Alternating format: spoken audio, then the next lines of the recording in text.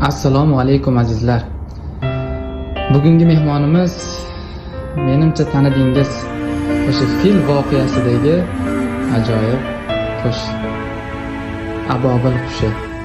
ضياء منه القمر يستحي كل النساء تود أن تكون مثلك يا عائشة بنت أبي بكر.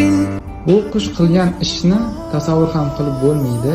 Ya'ni Allohning bayti bo'lgan Ka'batullohni buzish uchun kelayotgan o'sha fil voqeasidagi yovuz qo'shinlarni yo'q qilib tashlagan. Og'zida kichik sopol dumaloq toshlar bilan o'sha dushmanni yer bilan yakson qilib tashlagan. Ajoyib. Xursand bo'ldik shu qushning tashrifidan. Boshimiz ko'kka yetdi.